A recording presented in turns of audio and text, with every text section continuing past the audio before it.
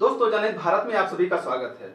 आपको बता दें कि मोदी सरकार एक और खतरनाक बिल सदन में पेश कर चुकी है और इसके पास हो जाने के बाद कोई भी पत्रकार या व्यक्ति कभी भी उद्योगपतियों के पक्ष में बनाए गए नीति की आलोचना नहीं कर सकता।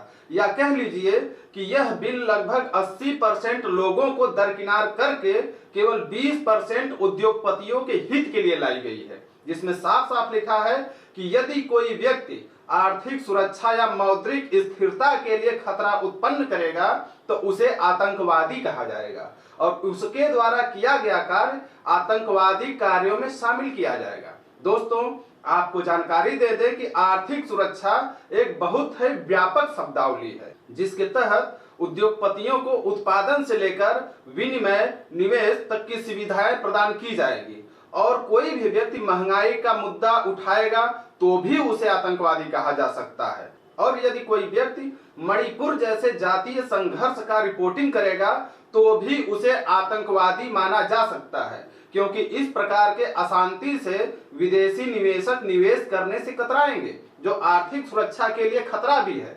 इसी तरह कश्मीर में भी अशांति का मुद्दा नहीं उठाया जा सकता। उद्योगपतियों के ऋण माफी से लेकर उनको दिए गए सारे फैसिलिटीज पर भी उंगली नहीं उठाया जा सकता। जब भारत में 10% उद्योगपति व्यक्तियों के पास देश की कुल संपत्ति का 50% है, फिर भी मोदी सरकार 80 करोड़ जनता को मात्र 5 किलो अनाज देकर उद्योगपतियों को अरबपति बनाने पर क्यों तुली हुई है। अब सवाल यह है कि आखिर मोदी सरकार उद्योगपतियों पर इतना मेहरबान क्यों है।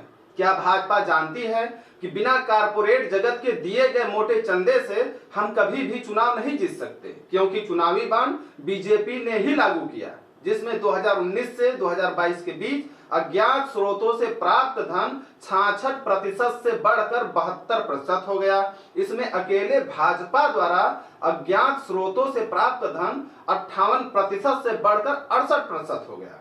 बाकी 32% धन ही सभी पार्टियों को मिले और आंकड़ों के अनुसार हाल ही में 5 राज्यों के चुनाव प्रचार में बीजेपी ने सबसे अधिक पैसे खर्च किए। तो क्या यह आर्थिक सुरक्षा को लेकर बनाया गया कानून 2024 लोकसभा चुनाव जीतने का फंडा है? क्योंकि जहां एक तरफ इस कानून के पास हो जाने से कोई भी पत्रकार अडानी या हिंडनबर्ग जैसे मुद्दों पर जांच का दबाव नहीं बना सकता, जिससे सरकार की कारपोरेट समर्थित छवि को आम जनता समझ ही नहीं पाएगी। वहीं दूसरी तरफ कारपोरेट से प्राप्त चुनावी चंदे का इस्तेमाल करके टीवी चैनल, न्यूज़पेपर, रेडियो, बड़े बड़े होल्डिंग्स के तहत प्रत्येक जगह केवल मोदी की छवि को ही प्रसारित किया जाएगा। और अब तो चुनाव आयोग भी मोदी सरकार के कब्जे में जा रही है, तो फिर सत्ता पक्ष की इस तानाशाही रवैये को कौन रोकेगा। और विपक्ष इतना कमजोर हो चली है कि सरकार के द्वारा लिए गए फैसले को बस टकटकी लगाए देख सकती है, लेकिन कुछ कर पाने की स्थिति में नहीं है। और इसीलिए विपक्ष का ताकतवर होना लोकतंत्र के हित में होता है, सरकार चाहे किसी की भी रहे। अगर हमारे द्वारा दी गई जानकारी आपको अच्छी लगे तो इसे अधिक से अधिक शेयर करें। धन्यवाद।